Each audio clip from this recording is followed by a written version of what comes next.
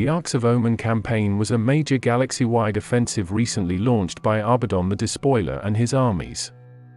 Its purpose is to complete a mysterious artifact known as the Key, and to bring it to an ancient vault known as the Lock to procure and activate a superweapon known as the Weapon, which has the power to destroy the Imperium. Prelude. The campaign began as part of the Greater War of Beasts, when Black Legion forces led by warpsmith Vask engaged in the Vigilus war zone raided the Mechanicum artificial moon of Pergamatros, after launching a data assault upon the moon's power and control systems which revealed the hidden moon's location. The Black Legion vessel Unrepentant appeared in the system. Despite formidable defenses including defense lasers, Skitari, and a maniple of Reaver Titans of the Legio Maledictus, Vask and the Dark Mechanicus Magos Persephora Hexen led overwhelming forces which swept aside their foes. Dark Magos Urig was able to penetrate the moon's data vaults, hoping to gather data for the Despoiler's favor. However, unknown to the Magos, the data tome he brought back to the Vengeful Spirit was part of a greater plan by the demon Vashtorr.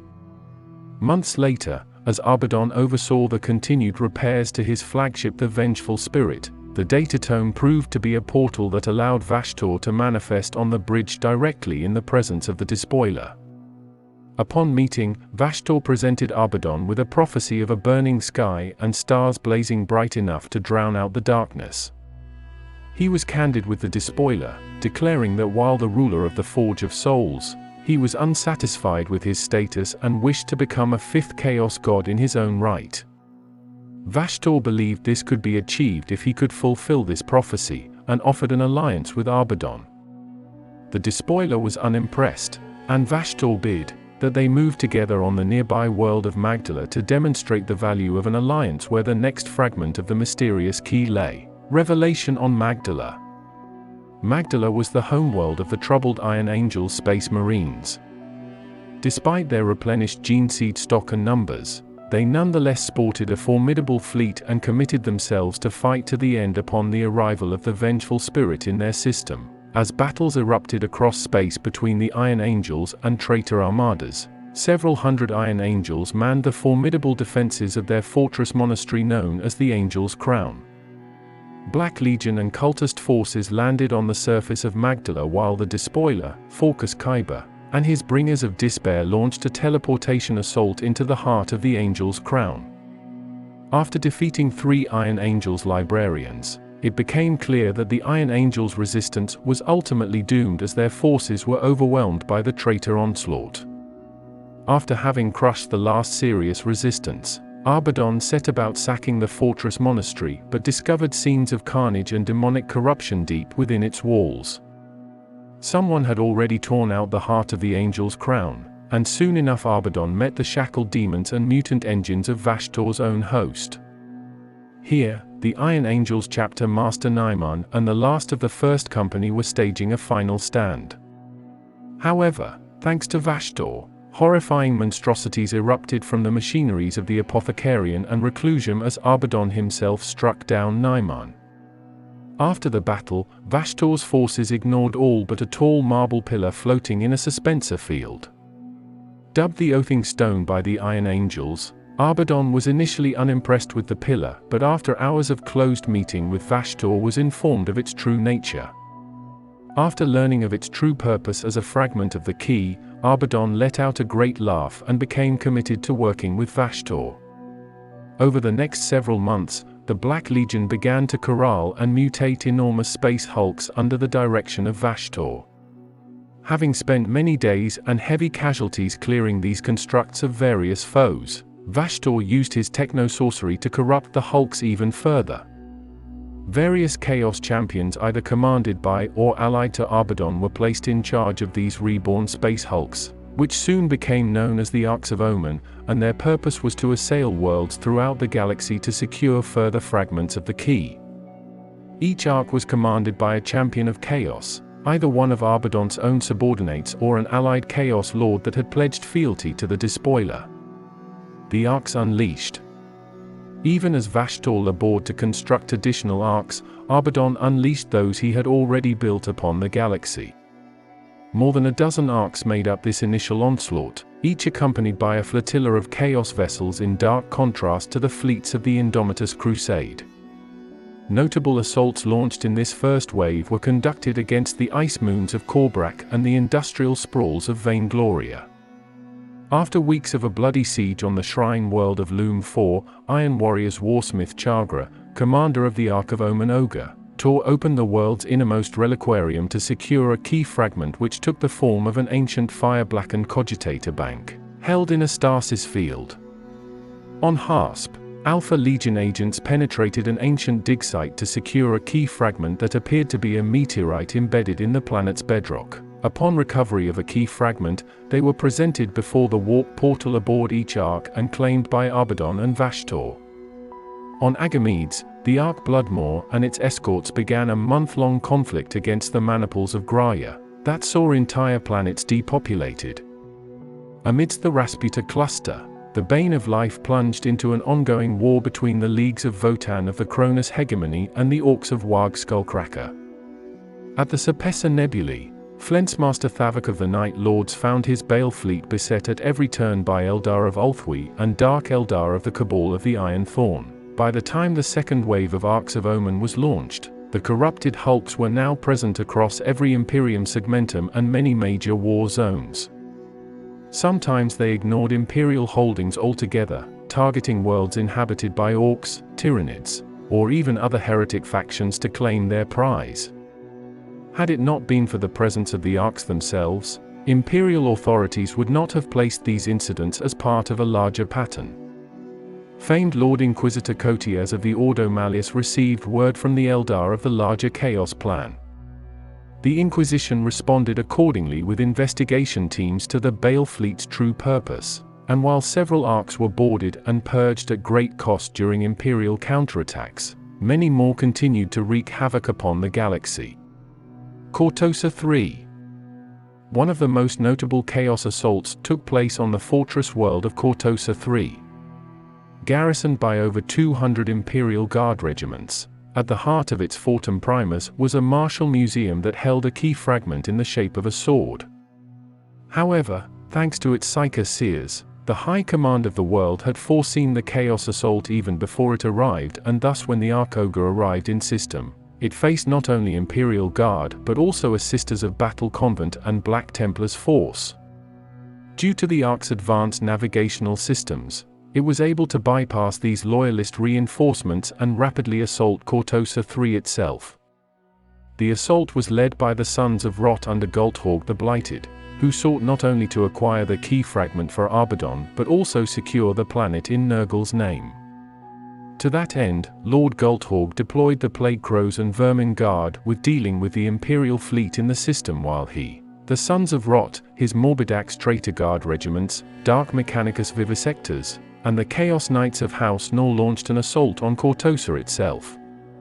After ferociously contested landings, fighting erupted across the Munifica Maxima, the fortified mountain range of Absolutis Colossi, and the training plains of the Expanse Marshal.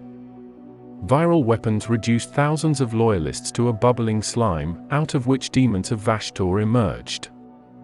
However, a huge loyalist armored spearhead swept between the towers of the Arcadia Ballistus and into the Expanse Marshal, throwing back House Nor Knights. At the same time, a vicious orbital battle erupted as the Imperial reinforcements attempted to punch through the traitor blockade. Costly boarding actions saw vessels on both sides scattered and destroyed. In the end, the Imperial Defenders' unity proved to be the traitors' undoing, at least as far as the Sons of Rot were concerned. As rival Chaos warbands fought on their own, Gulthorg was forced to abandon command of the ground war, and return with many of his own Sons of Rot to garrison his Ark against Imperial assaults. This was the moment Alpha Legion forces concealed within the traitors had waited for, and they hijacked Vox channels, which caused a portion of the traitor host to abandon their positions and throw themselves Fortum Primus. The frenzied assault succeeded in penetrating the fortress and securing the key fragment, but traitor positions across the greater system fell apart. Reprisals. By the second wave, it was becoming clear these Chaos assaults were part of a greater strategic coordination and not isolated Space Hulk raids. Despite this, it was still difficult for the foes of chaos to understand what Abaddon's goal was or where his arks would appear next. As the arks drove deeper into the furthest reaches of the void, they attracted the attention of alien horrors such as the Calavassian enslavers, who managed to damage the arc-blackened tower. The ark-sobbing god soon found itself boarded by swarms of Hive Fleet Kraken, forcing Scourgemaster Algata and his surviving forces to retreat deep into their vessel and resist the invaders. Despite these setbacks, the arks continued on their mission. On the tomb world of Vol, the Ark-Beast in Scarlet caught the slumbering Saracen dynasty Necrons unawares and tore the key fragment from them before departing. Unbeknownst to the Thousand Suns sorcerer Lord Hassamet, however, the slain Necron Lord Somatatek was promptly resurrected and outraged by the dishonorable attack. He gathered a fleet of his own and set out to bring vengeance down upon the Beast in Scarlet. At the Onalpa system, the Ark of Omen Colossus translated into local space. Boasting a huge complement of traitor titans, the Bale fleet scattered the defenders as Dark Magi and their servants descended upon the rich worlds of Onalpa to sate their greed. This proved an opening which allowed the Ultramarines under Chaplain Julianos to board the Colossus. While nearly every Ultramarine of the boarding party was lost, they succeeded into causing an engine meltdown to destroy it. Meanwhile, Eldar Corsairs of the Diamond Talon boarded the Ark Devourer of Hope, crippling its command center. Another Bale fleet under Lady Maeve of House Grendel arrived in the Polyhedra system expecting to claim their prize from local Orks. Instead, they found a thriving enclave of the Great Arthurian League. Squatkin had long since sliced apart the world Maeve sought, the key fragment having since been moved into the galactic core. Before she could disengage and pursue her prize, however, she sought to punish the Squats for what they had done. Soon, a savage battle erupted. Other Xenos forces actively sought out the Bale fleets to destroy them, such as Craftworld's Ulthwi, Samhain, YMLOC, and their allies including Harlequins, Dark Eldar, Corsairs, and Exodites. Meanwhile, the Inquisitor Cotias was continuing his investigation into what the Eldar had warned him of. He and other Inquisitors requisitioned large resources to intercept and, if possible, destroy the Arks wherever they may appear. The Inquisition succeeded in having the Iron Hands, under Captain Alba board the Morbidius, as well as the mysterious destruction of the Reaper's shadow. As the Ark Knight Terror bore down on the agri-worlds of the Sargonar's belt deep in Imperium Nihilus, its regent Dante led a counterattack. However, when they arrived, they found the Bale fleet wrecked, the corpses of dead Astartes withered in bolter rounds and withered in sulfurous residue. Ironically, many of the Arks were assailed by their fellow traitor Astartes, either to foil Abaddon's plans for their own agenda or simply to capture one of the vessels. Such was the case of an Ark which meant missing in Red Corsair's territory within the Maelstrom. For their part, the Word-Bearers broke the bindings placed upon the Ark Neverlight, unleashing a tide of demonic entities that consumed the attackers, defenders, and nearby mining world of Carmine. After the Ark Dirge Discordant was scuttled by Cornate forces at the Chiron system while in search for a more significant key fragment, Abaddon took to the field directly to shatter the host. He then took his forces to Chiron Tertius, resolved to claim the fragment. In the ensuing battle against Imperial Guard, the Despoiler succeeded in smashing aside the Cadians and claiming the fragment. However, it was during the battle on Chiron Tertius that Abaddon was informed by Vashtorr that Angron had been spotted on the world of Malik Bale, a location of an important key fragment. The Red Angel was battling Indomitus Crusade fleet quarters, and Vashtorr notified Abaddon that he wished to travel to Malik Bale himself to deal with the situation. Porents and preparations. Much to the misfortune of the Imperium, Angron had recently returned to the Materium aboard the Conqueror. Around the Demon Primarch gathered a force which included noted World Eaters Chaos Lords such as Kosalax and Karaka Bloodfist, as well as other Chaos Space Marine warbands and even Xenos mercenaries. The reborn Red Angel made way for Malik Bale in search of a beacon which had been tormenting him with its psychic light, known as the Choral Engine. The engine had recently been aiding Indomitus Crusade fleet quarters in a string of victories, but to the forces of chaos it was anathema, much like the light of the Astronomicon. Even before discovering the Red Angel had returned, the Grey Knights under 4th Brotherhood Brother Captain Dristan Krom dispatched the strike cruiser Unrelenting to the Malik system to investigate warp anomalies. There, Krom met with Fleetmaster Trincus Abconsis and they discussed the nature of the Choral engine. Krom next traveled to the surface of Malik Bale and questioned Inquisitor Gloria Magna, quickly surmising that a vast traitor host would soon be drawn to its light. He quickly notified the Imperials at the Malik system to ready themselves for war. Afterwards, he would discover the true origin of the Choral engine. In the aftermath of Krom's visit, Abcondis ordered many battle groups to send whatever reinforcements that could be spared back to Malik Bale to strengthen its defenses. Soon enough, Admiral Ignatius Pell arrived with 3 task forces from Battle Group Betaris, while Group Master Zavadan Mail arrived with 4 task forces from Battle Group Dominus. Canonis Verity Cade of the Order of the Argent Shroud arrived aboard the Dauntless-class light cruiser Mercy in Death. Group Master Pacifa Zeng and her ancient Nemesis-class fleet carrier Bountiful Hate came at the head of 5 task forces from Battle Group Jovia. Group Master Josiah Bolset III of Battle Group Kilox arrived, leading 2 full task forces. Even Space Marines in the form of the Yosharo Dugal arrived under Chapter Master Yosharo Dugal himself. The forces of Battle Group Alfie were deployed throughout the Malik system, which Abcondis aboard his flagship Honor of Terror hung in orbit over Malik Bale itself along with 2 task forces worth of warships. Other task forces were assigned to guard Malakra, and Malikshet Task Force X, under Group Master Ira Threnada, was broken into smaller squadrons to conduct patrols. Battle Group Forthrax was assigned to watch the Malacandria's asteroid belt known as the Barren Reach. Around the Choral engine itself, the Imperials erected a great bastion known as the Fortress of Light. Soon enough, the forces of the Malik system were colossal and its defenses were beyond imposing.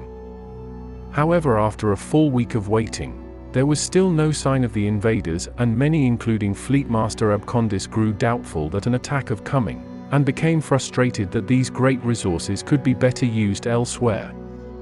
Thus he was almost relieved when on the 7th hour of the 8th day that a large Chaos fleet burst from the warp at the edges of the Malik system. Battle of the Malik. Angron leads his fleet against the Malik system. At the head of the Chaos fleet large enough to conquer an entire sector was the Ark of Omen Stygian Heart. They included not only conventional vessels but also ship-sized demon engines. The Chaos forces made straight for Malik Bale, ignoring all other worlds in the system for now. Such a force would have initially created great panic for the Imperials, but Abcondis and the rest of his staff were well prepared. He immediately ordered Group Masters Threnada and Zeng to lead their forces to intercept, while ordering defense fleets over Malik Var, Malikshet, and Malik Bale to act as a second wave. Such was the size of the Imperial fleet that thousands of torpedoes struck the Chaos Armada simultaneously. Despite taking great damage, the Chaos vessels fought with great skill and ferocity and inflicted similar losses on the Imperials. Their every action seemed calculated to push near Malik Bale while also buying time, as if they were waiting for something. However, a boarding attack by the Void Tridents against a Red Corsair's Desecrator-class battleship, and the destruction of a Repulsive-class Grand Cruiser succeeded in seemingly turning the tide. Abcondis grew more confident, and began to feel as if he should have called the Grey Knights warning alarmist. It was then that everything changed for the Imperials, in a matter of seconds no less. The disaster began when astropaths on Malik Bale plugged into the Choral engine began to scream. Then the divining mirrors of the Grey Knights broke apart. Soon enough, a second traitor fleet far greater in size than the first began to arrive in system. Looming over it all was the Conqueror, atop which perched Angron himself. Perhaps unusually lucid for the rageful avatar of Khorne, Angron carefully divided his fleet into 3 thrusts like a trident. The first prong formed around the Ark of Omen Clarion Dire and tore away towards Malakra, a feint to force the world's defenders to dig in. It was then instructed to use Malachra's gravity well to slingshot themselves recklessly through the enemy lines towards Malik Bale. The second prong, led by the World Eater's battle barge Exsanguinator, climbed rapidly above the galactic plane to bear down on the fringes of the Malacandria's asteroid belt to assault Malik Bale's defenses head-on. Angron the Conqueror led the third prong, arcing close to the star Malik itself before powering up from below the galactic plane to give a killing thrust at Malik Bale itself. For their part, the Imperials responded quickly but were beset by both panic and grim determination. Angron's war cry had reached the ears of every soul within the system, and all knew the Red Angel had come for slaughter. Commissars had to put down maddened riots aboard both vessels and planet side. Yet for every ship or bastion that fell into panic, there was another that retained discipline and order. For many within fleet quarters, this was not the first time they had fought the forces of chaos. Abcondis himself faced the new threat with a surprisingly enthusiastic readiness.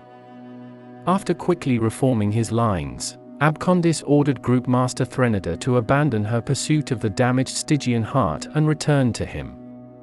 However, many other Imperial fleets and galleons in the system were undermanned to meet a threat of this scale, and amongst the first casualties was Task Force 6 of Battle Group Forthrax.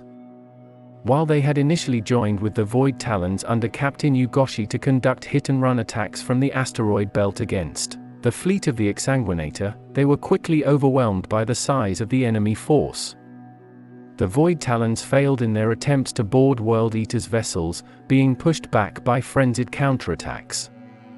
Captain Ugoshi himself was slain in one such fight, and in the end only some ships of the Demon Prince Drior took the bait to move into the asteroid belt to be destroyed. After the Exsanguinator destroyed the Void Talon's strike cruiser Noble Blade, Task Force 6 fragmented. Meanwhile, on the far side of the Malik system, the Clarion Dire and its escorts under Lord Karaka Bloodfist bore down upon the jungle world of Malachra with suicidal speed. Commanding from the Mars-class battlecruiser Cry of Wrath, Admiral Ignatius Pell ordered his forces to blunt the enemy assault despite knowing his own assets were insufficient for such a task. 2 task forces had been dispatched to battle the Stygian heart, and he now ordered them to return with all haste. At the same time, Sisters of Battle under Canonis Cade arrived over the ice world of Malak-Shet, eager to join the fight. She stripped 3 full task forces from Malak-Shet, leaving only a handful of formations to garrison the planet then made for Malachra. Fortunately for the Imperials, the recalled task forces arrived just minutes before the Chaos Fleet did. Pell ordered all ships to open fire as the Chaos Armada simply rushed towards Malachra, seemingly on a collision course. Skirting close to its atmosphere and deliberately allowing themselves to fall into Malachra's gravity well, the Cornate ships were able to swing themselves on their axis and veer straight into the scattered Imperial formation. Some failed in the risky maneuver and crashed into Malachra with catastrophic results for all involved, while others simply collided with Imperial ships. What followed was a great slaughter as the Clarion Dire slingshot itself through the Imperial lines and on towards Malik Bale. In their wake, they left a mauled Imperial flotilla still trying to put itself back together and pursue. Only a timely teleportation assault by the Ultramarines of the strike cruiser Prandium prevented Pell himself from being killed by a World Eater's boarding party. Furious and dismayed, Pell sent word to Canonis Cade that she should make for Malik Bale. While he still had 8 full task forces around Malik Bale, the rest of the system was woefully underprepared to meet the chaos threat. He finally ascended to Group Master Threnada, allowing her and Zeng to lead the might of their system patrol force on an intercept course with the Conqueror. With almost 7 task forces at their command, the 2 group masters rallied from their battle against the Stygian heart and launched a mighty counterattack. Their vessels included not only those of the Imperial Navy, but also those of the White Scars, Imperial Fists, Howling Griffins, and Basilican Ustra. Carnage erupted as the 2 great fleets met. While the World Eaters still had the numeric advantage, the Imperials had the advantage in discipline. Soon enough the Imperials were able to take advantage of the world's ships' tendency to fight like lone feral dogs, to isolate and destroy them piecemeal. 3 major vessels were destroyed in such a fashion. At the same time, the Imperial Fist's Codicea Vaughan Dillis led a boarding action of the World Eater's ship Blooded Fang, and turned its lance batteries on its unsuspecting escorts. Hybogan Khan led his White Scars in a rapid that crippled 2 Chaos Strike cruisers. Meanwhile, Group Master Threnada herself led a formation of 3 Imperial battleships, including her own Resplendent, to kill the Conqueror. As the 3 battleships converged on the Conqueror, the flagship suddenly powered forward and unleashed a vicious salvo that damaged the Oberon-class battleship Veracity, and forced the already damaged Blade of Aquilant to abandon its attack run. Then it used its Ursus's claws to ensnare the Resplendent and drag it in close. It was at this moment that the Red Angel himself took flight, tearing through the hull of the Conqueror and into the void of space before plunging towards the Resplendent.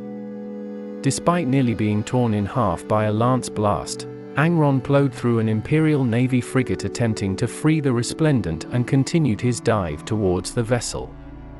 Angron was repeatedly blown to bits by Imperial fire, but rematerialized within seconds and eventually was able to materialize on the bridge of the Resplendent. Group Master Threnada died with honor as the crippling of her ship turned the tide of the wider battle in favor of the World Eaters. Soon enough 4 Imperial capital ships were lost, as well as the White Scars battle barge Steed of Kumblai. Seeing this new development, Zeng ordered a retreat as the World Eaters led a frenzied pursuit. By now, the Exsanguinator and its fleet had attacked the defenses around Malik Bale itself, as Fleetmaster Abcondis sent Task Forces Alfie II and Erasmus VII out on flanking arcs, while Group Master Bolset led a screening force up to meet the front. The strategy worked in encircling elements of the traitor host and inflicting heavy casualties, forcing Lord Drior to lose momentum but failing to halt the attack entirely. As Imperial orbital defenses hammered the World Eaters, the Exsanguinator thundered on. However, just then the Grey Knight's strike cruiser Unrelenting leapt into the fray alongside Abcondis' own flagship and Chapter Master Dougal. The Imperials may have prevailed in this sudden attack had it not been for Angron, who had by now scattered the last of Zeng's ships and was plunging into the battle over Malik Bale. In his wake followed the rest of the World Eaters and was met by Dougal's forces, while Abcondis sought to deal with the Exsanguinator. What followed was a bloody stalemate as Angron himself plunged into the atmosphere of Malik Bale and towards the Coral Engine. Meanwhile, Canoness Cade finally met the Clarion Dire in battle, swinging alongside the enemy spearhead and engaging in a running battle that wrought carnage on both sides. Cade led a last-ditch boarding assault aboard the Ark of Omen, leading not only Sisters of Battle but also Space Marines. However, soon enough all contact with these brave invaders was lost, and none ever discovered their fate. One clue may lie in the fact that the Clarion Dire plunged suddenly into the warp just before it was to reach Malik Bale. Planetfall. Angron quickly arrived over the central dome of the Coral Engine, with some small part of him perhaps wishing that its energies may finally destroy him for good. Enduring a punishing salvo by the Imperial defenses, Angron managed to reach the Fortress of Light and slaughtered all he came across. Slaying Space Marines and downing Valkyries, Angron fought his way into the Citadel's missile silos and caused a catastrophic chain reaction that annihilated all within. Angron continued to fight his way deep into the interior of the fortress, the energy of the Coral Engine and his own butcher's nails mixing together in a discord of agony upon his mind. Breaking down the gates to the fortress inner sanctum, Angron was determined to destroy the Coral Engine forever. In space, Abcondis continued to wage a valiant defense as Admiral Pell managed to gain the upper hand against the fleet of the Clarion Dire. However, the Conqueror had now arrived and was battling in orbit over Malik Bale's upper atmosphere as the Void Talons, Imperial Fists, and Howling Griffins attempted to stop them. By now Abcondis had learned of Angron's rampage inside the Fortress of Light and considered the gravest threat to his defense. He ordered the Honor of Terror to come about and rally the largest remaining vessels in a path towards the Conqueror and its invasion flotilla. The maneuver drew the attention of dozens of smaller Chaos vessels, with some plunging towards Abcondis' fleet while others sought to secure a secondary drop zone in order to land Titans. However, the World Eaters were able to use Dreadclaws to board the Honor of Terror. Despite counterattacks by Void's men, Ultramarines under Lieutenant Scipion, and Castellan robots, the Imperials were quickly overwhelmed when Khan the Betrayer and his Butcher Horde entered the Imperial flagship. Lieutenant Scipion informed Abcondis that if he wished to live, he would have to abandon the ship. Abcondis issued an order for all combat-capable crew to abandon the fight in orbit, and redeploy on the surface to take part in the defense of the Coral engine. While hoping to turn around the situation on the ground, he also sought to hold out until naval reinforcements from Admiral Pell could turn the tide in space. Back on Malik Bale's surface, Imperial ground forces fought on as best they could. These consisted of Knights of House Terran, Sisters of Battle from the Order of Our Martyred Lady, and Imperial Guard regiments of the Death Corps of Krieg and Ulatu Artillery. They desperately attempted to hold back traitor Titans at great cost, with the Dark Mechanicum engines slaughtering thousands for each loss of their own. About their feet, Twisted Skitarii and Servitors snatched up loyalists for experimentation. Outnumbered Krieg platoons did all they could to hold the Heertex back, often dying to the last man in the process. In Malik Bale's southern hemisphere, the great spaceport city of Hallowed Helm burned at the hands of Lord Invocatus. Despite the best efforts of the Sons of Medusa and Imperial Fists, the traitor orbital bombardment had wreaked great destruction as World Eaters' tanks and demon engines came in Invocatus' wake. Invocatus plowed through the Imperial formations, refusing to get bogged down in the Imperial Fists' fortified positions by simply outflanking them. All across the world, sacred sites such as the Sanctum of the God Emperor Resplendent, the Temple of Mount Efnari, and the Library of the Star Pilgrims became bloody battlefields. Not even the arrival of Abcondis reinforcements from space was enough to turn the tide. Abcondis and the Honor of Terror led a spearhead of warships in a desperate low-orbit attack run against the Conqueror, blowing apart multiple traitor vessels in his path even as his own flagship was a battlefield at the hands of Khan the Betrayer. As the ships wrestled at close range in the upper atmosphere, the machine spirit of the Conqueror rebelled. Unwilling to be slain, the spirit triggered its warp engines and crash-translated into the Empyrean. By this time Khan and his forces had finally reached Abcondis Bridge, and his last transmission was that of gunfire and screams. Soon enough, the slaughter on Malik Bale allowed Cornate Diamonds to finally fully manifest on Malik Bale's surface. This caused a general disaster for the Imperial Guard regiments that soon turned into a general rout, despite the Coral engine's light eventually forcing the creatures back into the warp.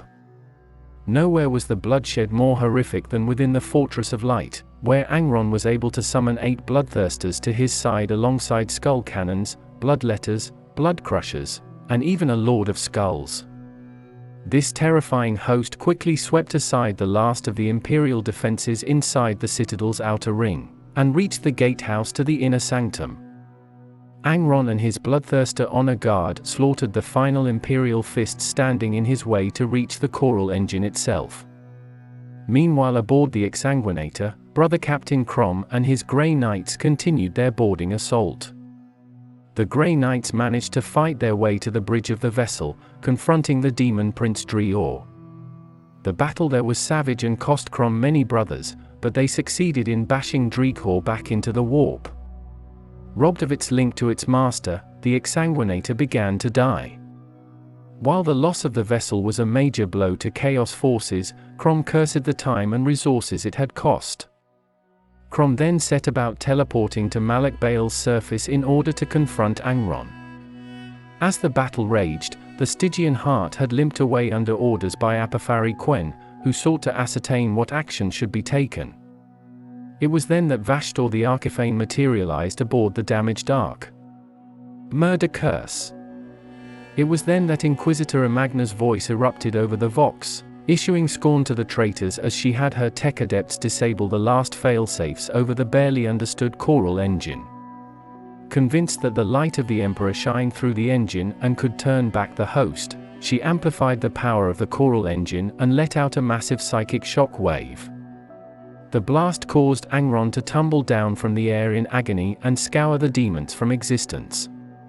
Subsequent shockwaves followed, each decimating the traitor hosts but also causing mortals to hear the psychic screams of the psychers slave to the engine in their own minds. The raw power triggered headaches, visions, strange voices, and other bizarre phenomena. Yet despite all of this, Imagna's plan seemed to be working. Robbed of their demonic allies and with their cultist and traitor guard slaves shaken, the World Eater's momentum fell apart. Of the demons, only Angron and his 8 bloodthirsters remained, and even they were racked with pain. Regardless of this, they continued their frenzied advance toward the choral engine. Soon enough, the enraged but strangely invigorated Angron reached the inner sanctum of the choral engine. Angron were met by explosives placed by Imagna and an ambush by Tempestus Scions and 60 Grey Knights under Crom. The Space Marines began a banishment ritual as the Tempestus Scions fell in agony before the presence of the demon. Grey Knight Terminators and 2 Dread Knights closed on Angron, and the demon Primarch finally fell to one knee. It was then that the first of Angron's bloodthirster bodyguards arrived, forcing the dreadnoughts to shift their attention. Chaos erupted in the inner chamber and Inquisitor Imagna herself was beheaded by one of the creatures. Nonetheless, Crom and his paladins continued to close on Angron and complete their banishment ritual. The maddened Primarch threw itself at his attackers, and despite slaying multiple paladins took a grievous blow from Crom's own nemesis Demon Hammer. The demon suffered another blow, but before the third could be delivered, dropped Samniarius from his grip and grabbed the haft of Crom's hammer. He then brought Spinegrinder down with meteoric force, carving the brother captain in two. Finally cleared of obstacles, Angron moved on the choral engine and struck it with his axe. At that moment, Angron's pure rage transformed himself into a supernatural conduit that connected both the Materium and Immaterium. As he struck, he channeled not only his own rage, but that of the blood god itself. Khorne himself appeared in Angron's mind, invigorating him with the blood god's own blade. In this moment the choral engine erupted in a great crimson explosion as Angron and his bloodthirsters were torn apart. Soon only Angron's incorporeal consciousness endured within the chamber. As Angron's physical form slowly regenerated, he saw Khorne's great murder curse along with countless demons erupt from the wound left in reality where the choral engine had stood. The destruction of the choral engine proved catastrophic for the Imperium. The blast tore Malik Bale itself in two and sent a wave of madness that swept across the entire system, killing nearly everyone planet-side in minutes. While small numbers of Space Marines were successfully evacuated, many orbiting ships were forcibly thrown into the warp. Malik Var and even distant Malik Shet suffered punishing debris storms from the death of Malik Bale, and the incoming fleet of Admiral Pell was pelted with wreckage of the world and suffered grievous losses. Even so, the dead were arguably the lucky ones. Within minutes of the death of Malik Bale, madness took hold of whatever Imperial survivors were left. Loyalists began to fall into berserker madness, turning on one another and howling in rage to the blood god. The affected could no longer speak or recognize friend from foe. As carnage erupted across the remains of Indomitus' crusade fleet quarters, seemingly random individuals were able to resist the madness but only fell at the hands of their former allies. Aboard his own flagship, Admiral Pell was eaten alive by his own rabid crew. The Archiphane's prize. It was into this madness that Archiphane appeared at the head of the Stygian heart. He rode like some infernal boatsman into the devastation, seemingly immune to its effects.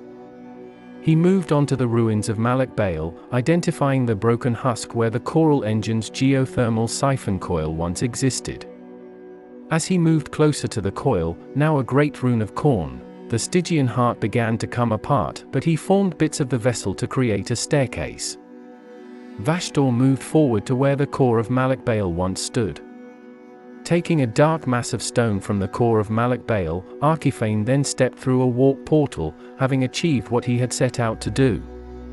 In the aftermath of the debacle at Malik Bale, nearly all of Fleet Quartus had been lost. The wave of madness had spread through the fleet's navigators and astropaths, corrupting 80% of battle groups Alphi, Betares, Dominus, Forthrax, Erasmus, Jovia, and Kilox. Space Marines and Sisters of Battle fell as easily as Inquisitors, Priests, and common serfs. Only the Grey Knights, Sisters of Silence, and Custodes were truly immune.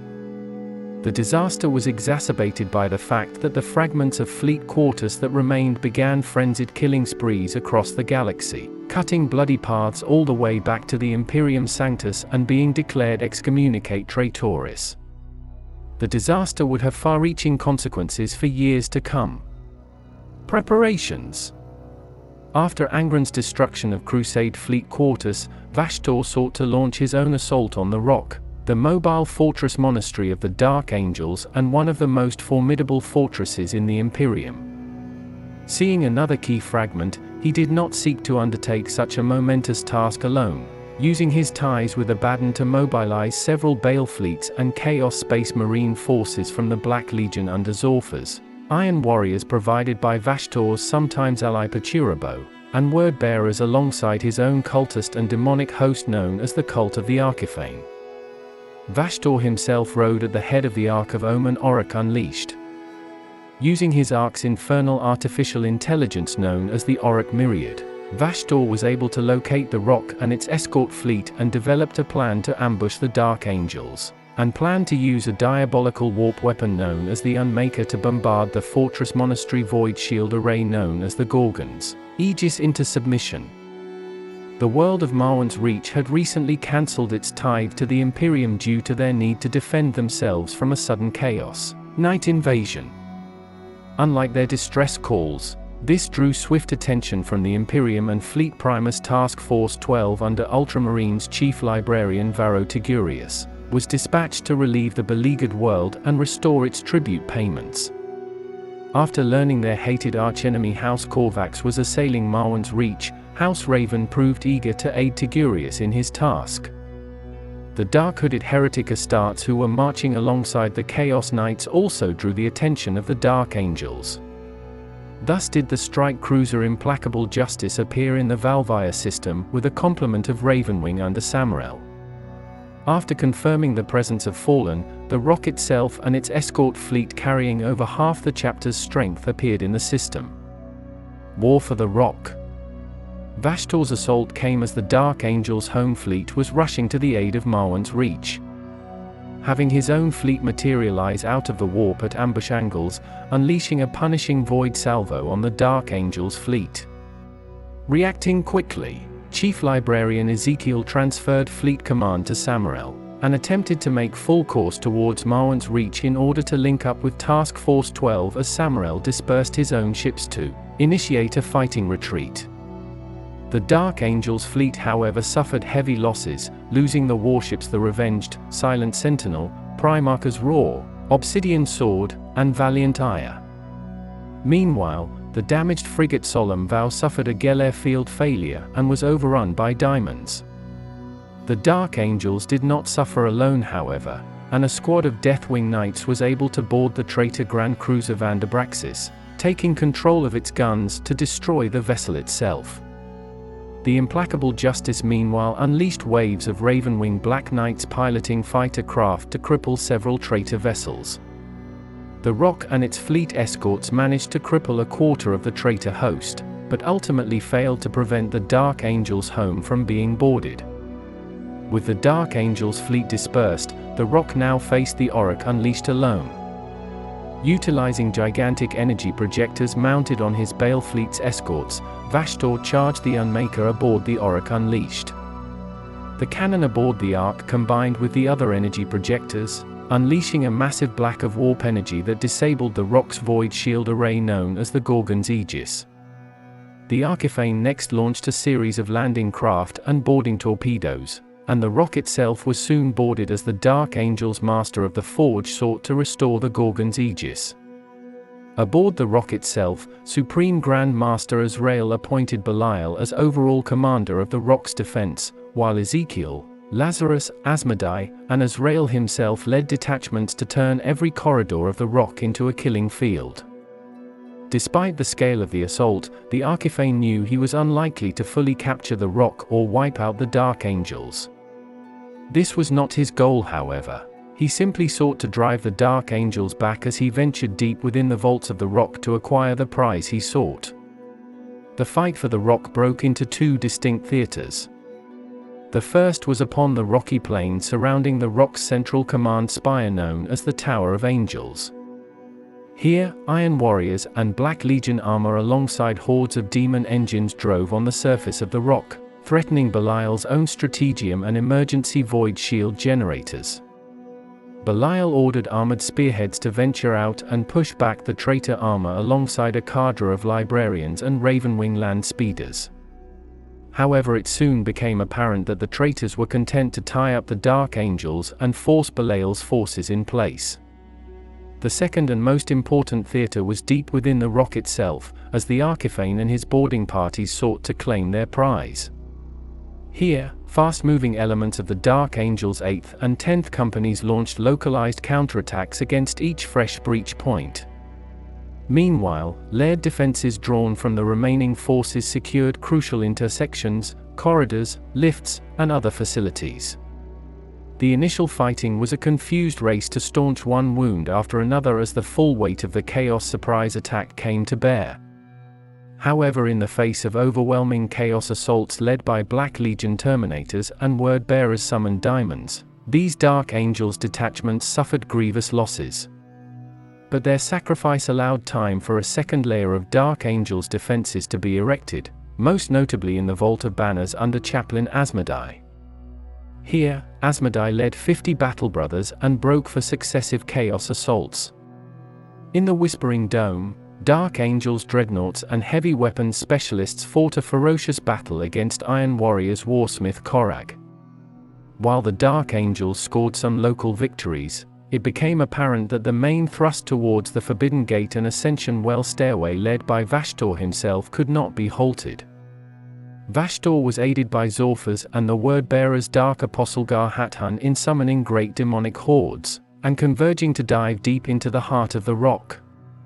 Acting swiftly, Lazarus deployed holding forces through great chambers of the region known as the Galleria Abscondal while Azrael raced to bring elite reinforcements. Soon enough, Azrael and the Inner Circle emerged with his forces at the south wall of the Galerium Exacta in the expanse before the Nameless Gate. Fighting through both Diamonds and Black Legionaries, Azrael declared no foe would cross the Nameless Gate. During the fierce fighting that followed, Azrael slew Zorphas. With their leader dead, the remaining Chaos Space Marines fell back as Diamonds covered their retreat. However, it was then that Vashtorr and his own forces arrived, and the Archifane met Azrael himself in battle as Ezekiel held off hordes of Diamonds and Lazarus held the gate itself. The battle before the Nameless Gate exploded in savagery as Vashtorr hacked into the Loyalist Vox, forcing many Dark Angels to remove their helmets or be driven mad. As the Archifane and Azrael traded blows, it became clear the Dark Angel could not win the fight despite his own prowess. It was then, however, that something distracted Vashtorr enough for Azrael to wound the demon and retreat back into his own lines. Meanwhile, in the void, the rock drew closer to Marwan's reach as Belial left the stratagem in the Tower of Angels to take to the field himself alongside a retinue of Deathwing Knights. The Dark Master. It was then that the distraction Vashtorr had felt made itself known. All the lights aboard the rock went out and the shadows began to dance. The Fallen alongside new warbands of Word-Bearers and Alpha Legion emerged from these shadows, marching forward at the head of a new unexpected host. Chaos Knights of House Korvax manifested outside the Tower of Angels, assailing Loyalist and Traitor armor both. At the head of this host was Bileka, the Dark Master and a hated foe of Vashtorr. Utter bedlam erupted throughout the Galerium Exacta as the battle turned into a three-sided bloodbath. Fortunately for the Imperials, the interruption allowed the Dark Angels to consolidate their positions and regain strategic momentum. Amidst the chaos, Vashtorr and Belaka began a fearsome duel. Ultimately, by draining the power of nearby machinery and void shields, Vashtorr was able to summon enough energy to overcome Belaka's shadows. However, the Dark Master still smiled a mocking grin and chided the Archifane for his hubris. Belaka stated that none of Vashtorr's mattered now, for they were all about to be undone. To that, they need only to look out into space and see that Task Force 12 had finally arrived to aid the Rock. It was then revealed that Belaka had engineered the invasion of Marwan's Reach in the first place. As Tigurius' fleet closed in, Knights of House Raven were landed on the Rock and did battle with their Chaos counterparts of House Korvax. Raven Princeps Greven was able to personally slay a traitor Knight Tyrant. At the same time, Ultramarines and Nova Marines arrived, and launched an offensive onto the Rock's surface as Tigurius himself led the main assault against Black Legionnaires embroiled against Dark Angels' armor. By this time, Samael had managed to turn the Void War around in space and join Tigurius' own fleet. Belaka cared little, however, for he had never intended to best any side in the war for the Rock, but only to ruin Vashtorr's plans. Furious, Vashtorr summoned a great strength to himself and took control of many nearby gun batteries, unleashing a barrage that toppled many war engines, warriors, and badly wounded Belaka himself. As Belaka vanished into the warp, he did so with a howl of rage. As the Dark Master vanished, so did his disciples. It was now that the Dark Angels and Crusade reinforcements brought their full fury against Vashtorr's surviving forces. On the surface, Vashtorr knew all was lost and he raged at his ruined plans. He promptly commanded his surviving warships to converge on the Rock and extract his remaining forces. Precious few traitors were rescued, and the Archifane himself teleported back aboard the Orok Unleashed and exited from the war zone. In the aftermath of the battle, abandoned Chaos Space Marines were taken prisoner to the torments of the Dark Angels. In the aftermath of the battle, Azrael greeted Tigurius and Greven coldly and ordered the Imperials withdraw away from the Rock and the Dark Angels' fleet. Used to dealing with the unforgiven, Tigurius obeyed and the Rock and its escorts re-entered the warp. However, for the Dark Angels, this matter was far from over. Meanwhile, interrogations of captive Chaos Space Marines under Asmodai revealed that Vashtorr intended to flee to the Somnium Stars. In truth, this was part of a new plan being devised by the Archifane. Return to Arthas Moloch. Meanwhile, the Tau Farsight enclaves battled an Ork war under war boss Nazdreg. In the end, Commander Farsight was able to launch an assault on the Ork fortress world of Dreegrok, and Nazdreg went missing in a massive vortex implosion. However, just as the Tau withdrew back into space to plan their next move, a Bale fleet under Demon Prince Ugalax arrived in system. Led by the Ark of Omen Unhallowed, they sought a key fragment located on the world. Ugalax's host consisted of many and varied elements, from World Eaters under Gaka the Savage to the Night Lord's warband under the Flenseling Prince. Alongside them were more than 20 other Chaos Space Marine warbands, Traitor Guardsman regiments, Chaos Knights, and 3 maniples of the Legio Vulturum. Ugalax observed the Tau and Greenskin fleets at war over Dregrok, but resisting the temptation instead made for the nearby world of Arthas Moloch. Before he could give the command, however, the World Eaters under Gaka instead made right for the Xenos battle. This caused the Tau to withdraw and instead make for Arthas Moloch alongside a group of pursuing Orks. Farsight reached Arthas Moloch just hours ahead of his foes, intent on stopping Chaos Plan however it may manifest. He immediately landed upon the world, then ordered his fleet scatter in the face of the incoming forces. Though melancholy at his forced return to this blighted world, he nonetheless organized his army to conduct a Kauyan-style guerrilla campaign aimed at drawing the Orks and Chaos forces into destroying one another. So desperate was his situation that Farsight dispatched a torpedo drone to the Tau Empire requesting aid. The first weeks of the war on Arthas Moloch were bloody and anarchic. The Tau sought to fight on their own terms, falling back from unfavorable engagements and seeking to bait rampaging Ork hordes into chaos warbands. For his part, Ugalax was focused on recovering the key fragment located on the world. The madness of the world scrambled the minds of his slaved psychers, preventing the fragment from being quickly recovered. While most of his forces held to their mission, some such as the word-bearers under Asma Bleakverse spent most of their time capturing victims for sacrifice. Meanwhile, the 1,000 sons of the perplexing weave became captivated by the world's ancient ruins and abandoned their mission to instead purge green skins in a particularly well-preserved ruin belt. Despite the efficient Tau strategy, Ugalax was able to eventually ascertain their tactics and inflicted increasingly heavy losses on them. During the withdrawal from temporary air base Zephyr 33, Farsight's close confidant commander Brightsword was slain. Ugalax began to realize that he faced the stiffest Tau opposition in the ruin belts of Arthas Moloch's northern hemisphere.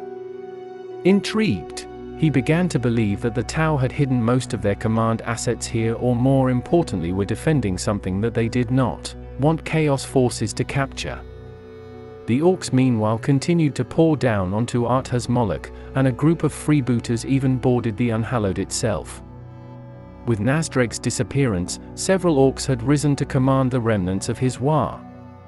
This included the freebooter beasts Naga Bolgrog Big Tusk, Gargant Mob Boss Scragger Thunderstomp, and the Goth Mech Boss Da Smog Boss and his up-armored Speedwar.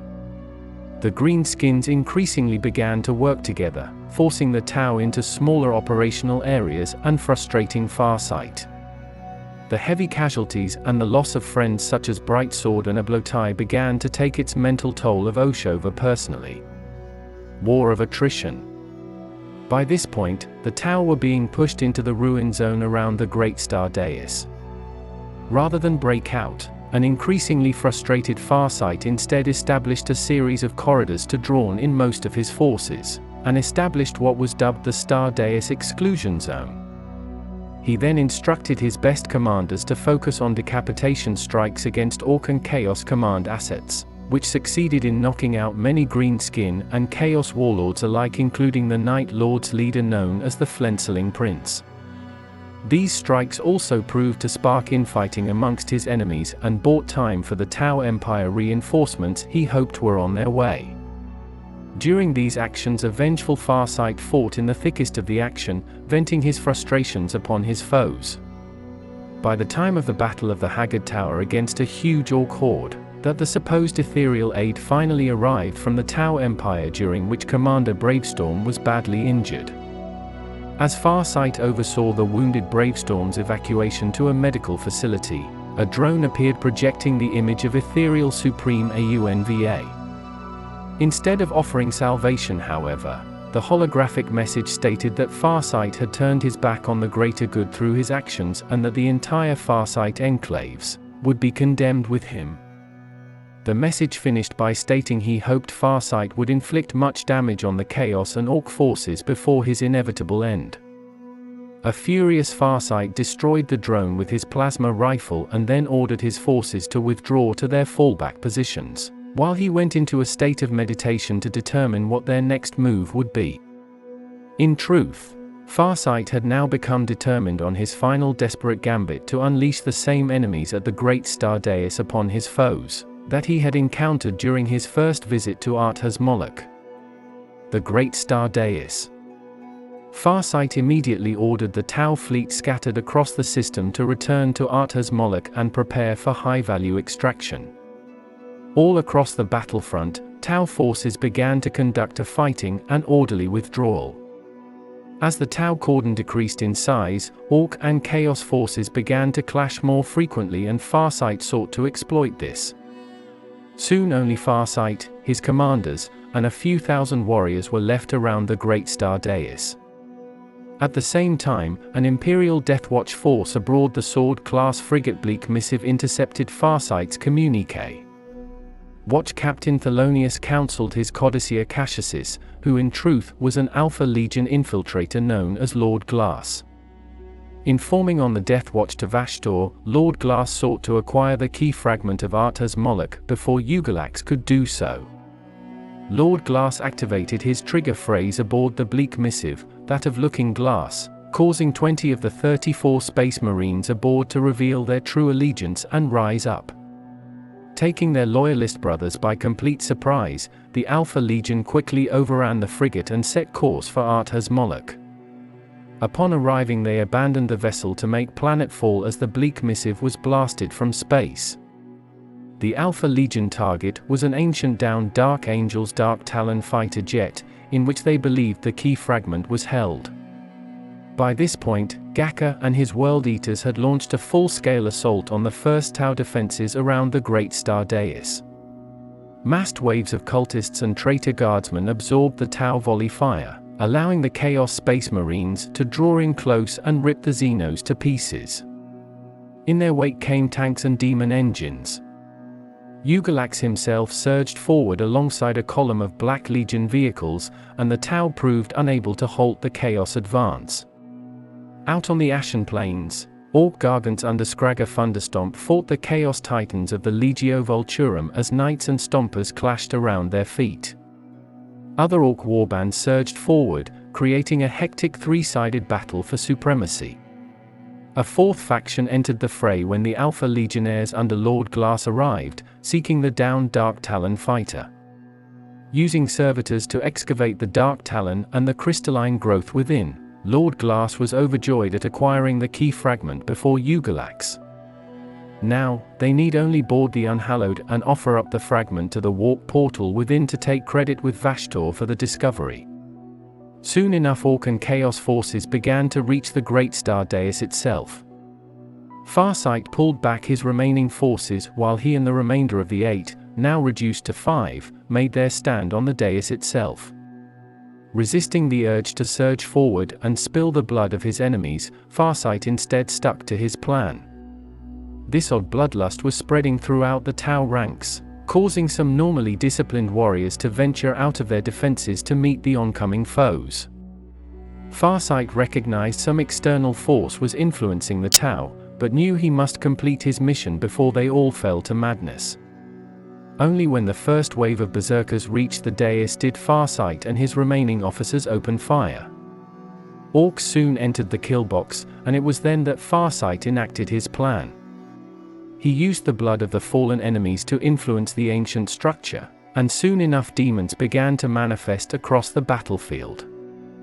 What followed was absolute bedlam as Orks, mortal followers of Chaos, demons, and Tau murdered one another. Using the anarchy as a distraction, Farsight ordered his remaining forces attempt to slip away.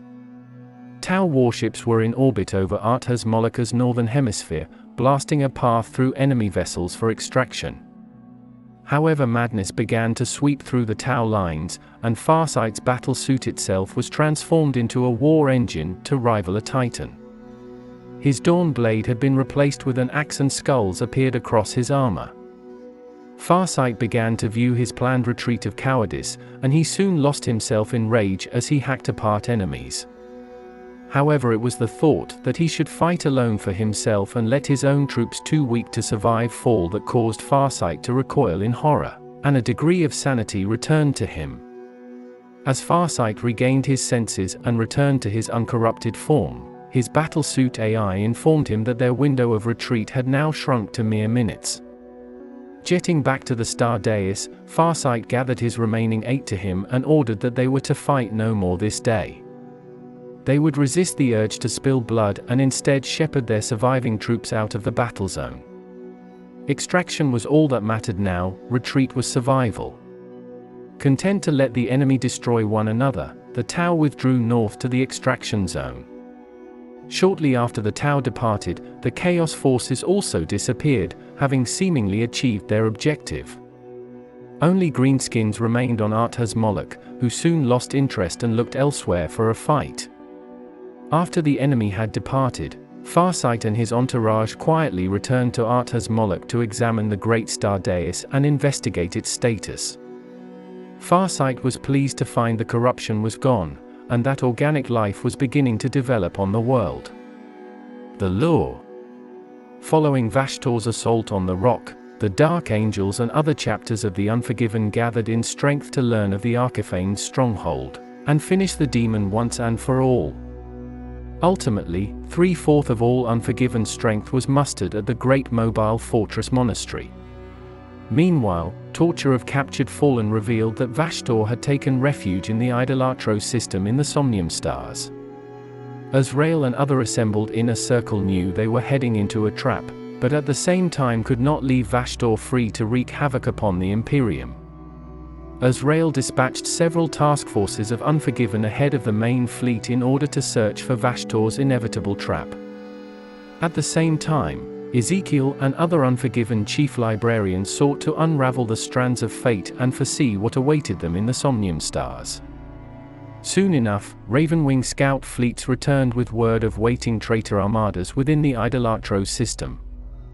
These included not only expected Cult of the Archiphane and Black Legion, but also Emperor's Children, Death Guard, and Word Bearers. Largest of all was the Ark of Omen Netherworld Blade and its Bale fleet, which was under control of the Dark Mechanicum. For their part, the Unforgiven librarians under Ezekiel were able to confirm that Vashtorr indeed dwelt within the system, though they could offer little more information than that. Many other periphery Chaos fleets lay in the Unforgiven's path, and Azrael declared that several chapters such as the Cowled Wardens, Blades of Vengeance, and Guardians of the Covenant strike in the Skrylum and Apostra systems to deal with these foes. Into Idolatros. When the Rock and its massive accompanying fleet finally arrived at the Idolatros system, it detected an unexpected concealed aberration, but the Ravenwing scouts had been accurate that a large Bale fleet lay in the path of the Unforgiven. Soon enough both sides traded torpedo fire and attack craft launched as the massive battle erupted. The Unforgiven had a significant advantage in numbers, but the Chaos forces had the advantage of Vashtorr's infernal mastery of technology as well as their weapons being seemingly boosted by the power of the Somnium Stars. Soon enough, the Unforgiven suffered heavy casualties and several capital ships were lost to highly advanced Chaos weaponry. For its part, the Ark of Omen Netherworld Blade was able to destroy an entire squadron of frigates of the Disciples of Caliban as well as 2 strike cruisers. Undeterred, the Dark Angels launched boarding actions against several Chaos demon ships and destroyed them from within. From their stratagem aboard the Rock, Azrael and his inner circle determined that the Netherworld Blade was simply stalling the best it could to buy time for reinforcements that the Unforgiven were simultaneously ambushing in the periphery systems. Master Samael led a Ravenwing detachment in boarding the Netherworld Blade from his flagship Implacable Justice. They were joined by reinforcements from several Unforgiven strike forces, as supporting capital ships knocked out the Ark of Omen's engines one by one. Yet the Ark did not die quietly, and in its death throes destroyed the redoubtable and badly damaged 5 other vessels. By the time the Unforgiven withdrew, the Ark was a shattered, hollowed-out ruin. Satisfied, Azrael ordered his fleet regroup and make for their true target, Vashtorr. Hours passed by as the Unforgiven fleet pressed deeper into the Idolatros system with only scattered signs of the enemy. During this time, Tech Marines identified a mysterious warp resonance that was seemingly growing in strength. Though its purpose could not be surmised, it began to interfere with mechanical systems and even the minds of those in the Unforgiven fleet. Finally, the Unforgiven fleet came in sight of what Vashtorr had been constructing, a planet-sized mechanical monstrosity of infernal warp technology. To Azrael's horror, he realized that the Archiphane had acquired and modified the remnants of the ancient Dark Angels' homeworld of Caliban. To the forces of Chaos, they deemed the abomination Wormwood. Worse still, Abaddon the Despoiler and a large Black Legion fleet emerged from a warp subdimension that had been constructed by Vashtorr's infernal technology, Wormwood. The Supreme Grand Master of the Unforgiven ordered his fleet make a full-on attack on Vashtorr's perversion of the Dark Angel's legacy. The Dark Angels led boarding parties on the ruin of Caliban, now reclassified as the demon world Wormwood, including Azrael himself. The basic Unforgiven plan was to clear the primary continent of orbital defenses to allow the Rock and its accompanying fleet to enact an exterminatus on a scale unseen since the Horus Heresy. On the surface of Wormwood, the Unforgiven met not only Chaos Space Marines but also Daimons, Demon Engines, Dark Skitarii, and Cultists. The Unforgiven fought their way towards a traitor bastion dubbed the Dark Cathedral. Azrael and his own forces struck at a continental megastructure known as the Warpforge Palace, which Unforgiven Tech Marines had identified as something similar to a teleportarium which held the assembled key fragments the Chaos Forces had assembled.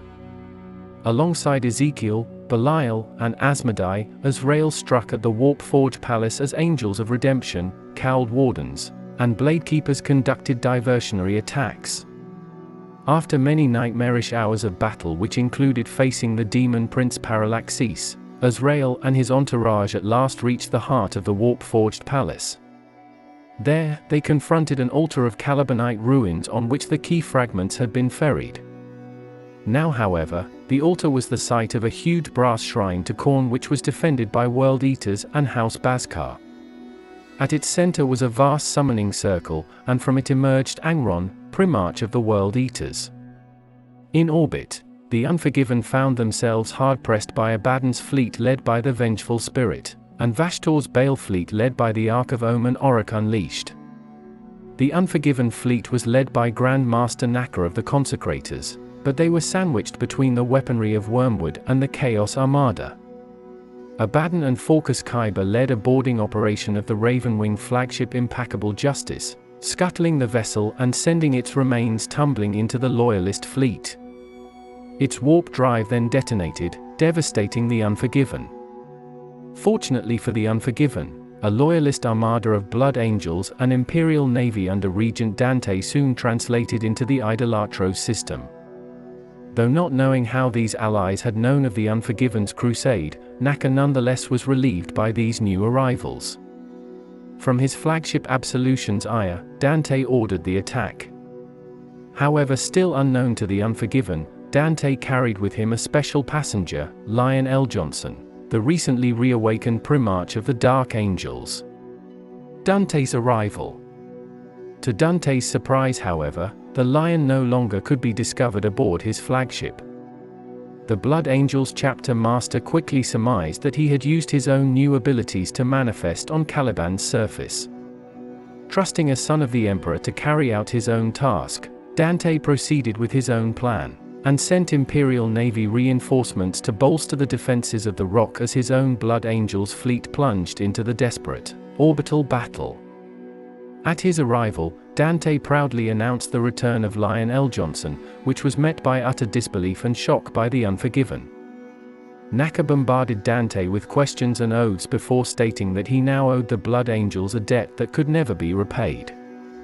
Together, Naka and Dante sought to stabilize the desperate situation in orbit.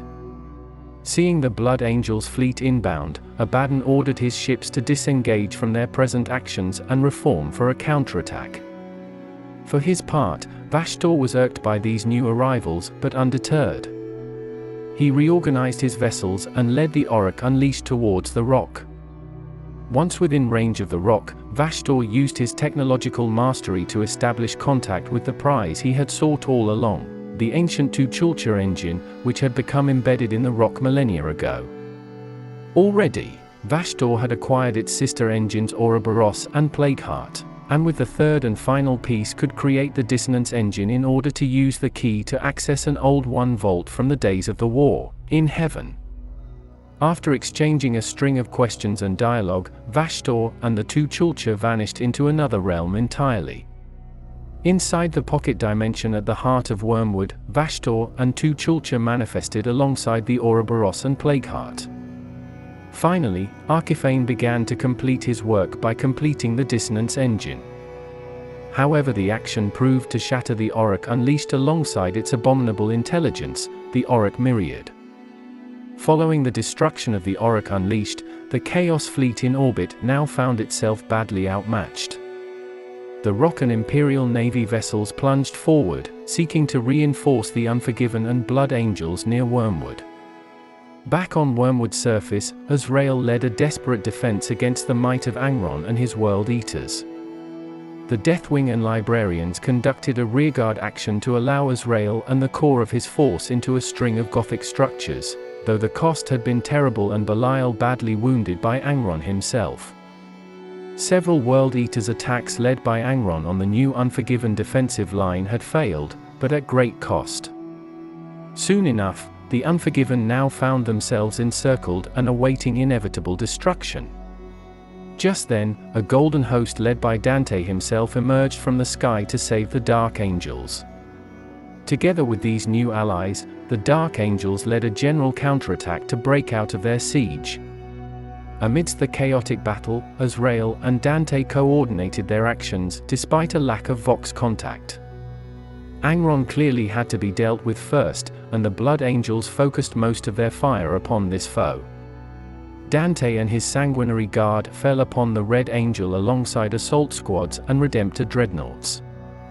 Faced with this trap, even Angron staggered in the face of the Blood Angel's assault. However, such was the might of Angron that not even this could subdue him. Despite coming under attack from all sides, the Red Angel endured, and atop a high tower bested not only the Blood Angel's elite, but even Dante himself. After destroying both Redemptor dreadnoughts, Azrael watched in horror as the battered Angron threw Dante to the ground and was about to deliver the killing blow. Horror turned to disbelief as shadows erupted from the spot between Angron and Dante. From these shadows strode Lion L. Johnson, who deflected Angron's blow. The Lion was not alone, his loyalist fallen known as the Risen emerged beside him. Despite the countless questions that surged across their minds, the Dark Angels only felt jubilation at the arrival of their Primarch. Azrael ordered a furious counterattack led by the Deathwing, and the Unforgiven pressed forward with a renewed zeal. The Lion quickly withdrew from Dante's broken body to draw away Angron. The Red Angel rained a constant stream of blows upon the Lion, but against such a foe even Angron was hard-pressed. The Lion briefly met Azrael's gaze and at that moment knew that it was up to the Supreme Grand Master to win the day on Wormwood, and recover the broken Blood Angels while L. Johnson dealt with Angron.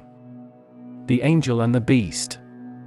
On Wormwood itself, the Unforgiven and their new allies continued their assault, but were hampered by the ever-shifting puzzle-like terrain and traps of the mechanical world.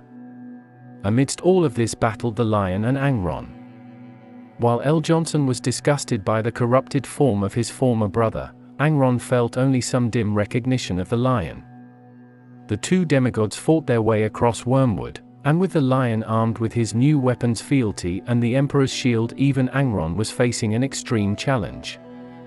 The battle between the two was titanic and saw them tumble into structures and Angron throw vehicles as if they were missiles. As Wormwood shifted, the ground crumbled beneath them and their battle continued as the two plunged below. By now, Azrael had linked up with the new acting Blood Angels commander, Aphile of the Second Company. They fought their way to the remains of the Sanguinary Guard, where they found several survivors including Dante. Dante was helped back to his feet, and together with Azrael and Aphile, they planned their next course of action. Entrusting Naka to enact the Exterminatus plan, Dante and Azrael focused on extracting their warriors by seeking to establish several stable landing zones for gunships to land. The first to fall before the renewed Imperial plan was the World Eaters of the Warpforge Palace, which were overwhelmed on all sides by Blood Angels and Unforgiven. Dante and Azrael then ordered their forces to form up and make for the nearest extraction zone. When asked about the Lion's status, Azrael stated he did not know where his gene father was gone but had faith that he would find his way back into orbit with them. Meanwhile, the Lion and Angron continued their battle in the industrial depths of Wormwood. As they fought closer to its core, they began to penetrate the veil between reality and the Empyrean. After fighting across demonic assembly lines, the two found themselves back on the surface. The Lion sought to use their new environment to enact his plan, while Angron had by now grown into an even greater fury than usual. Using the industrial steam to his advantage, the Lion was able to use Angron's own strike to push the point of his power sword fealty into the demon Primarch's throat. The wound was such that not even Angron could quickly regenerate from it, and while he lay on his back, the Lion used the point of the Emperor's shield to decapitate his corrupted brother. As Angron exploded back into the warp, the Lion was victorious but badly wounded. Eljonson hefted himself to his feet and now sought to escape Wormwood. By now, Azrael and Dante were nearing their own extraction zone. Despite the infernal horrors of Wormwood, including roaming tentacles and shattering terrain, Imperial gunships conducted several waves of evacuations. Yet the Blood and Dark Angels were now faced with new foes in the form of Nurglite demons. Azrael took command to hold off these enemies with heavy fire as Dante and Samael led assault elements around their flanks. During the subsequent fighting, Dante saved a group of Deathwing carrying the injured Belial from a group of demon engines as Samael waged a breakout attempt to establish a corridor to allow his allies to escape. Samael's charge was met by a huge great unclean one known as Urgablax, and the route to salvation now seemed closed. However, it was then that the Lion emerged before Azrael, and despite being infuriated by the presence of the Risen, the Supreme Grand Master quickly worked alongside his Gene Father. The Risen threw themselves as the Great Unclean One and his diamonds as Samael was ordered to break through the Chaos lines at any cost. Together, this renewed Imperial counterattack was able to smash through the demonic ambush. As the Blood Angels and Dark Angels broke through under the Raven Wing, Urgablax was subdued by an army of Risen. Finally reaching their extraction zone, Dante and Azrael were the last to board their gunships and make for space. As they left, the Rock opened up its guns on Wormwood and seemingly delivered a killing blow to the ruins of Caliban. The key awakens. Though they had by now apparently succeeded in destroying Wormwood and pushing back Abaddon's fleet, Azrael and Dante's forces had experienced grievous losses. The Lion had also fought his way back into orbit, and announced over the Vox that to stay in the vicinity of Wormwood was to risk annihilation. The traitors had awakened something in the core of the planet, and it was now beyond the ability of the Rock to even destroy it. Azrael and Dante ordered a general withdrawal. Aboard the Vengeful Spirit, Abaddon felt satisfaction at the devastating losses he had inflicted upon his foes, but bitterness at the arrival of another loyalist Primarch. It was then that Vashtorr established contact with Abaddon, announcing that he had succeeded in the construction of the Dissonance engine and with it the awakening of the key. Using the Ascendant Wormwood, they could now claim the lock and with it the weapon. Shortly after, Wormwood tore open the veil of reality itself and plunged into a whirling abyss. Aftermath. Ultimately, the Arks of Omen campaign can be credited as a chaos strategic victory despite the return of Lion Eljonson. Vashtorr succeeded in assembling the key fragments, and now sought to find the lock in order to obtain the weapon. The Inquisition under Cotias recognizes as such, and has ordered all available assets be used to stop the Archifane at all costs. Thank you for listening to this entry from Warhammer 40,000 Lexicanum.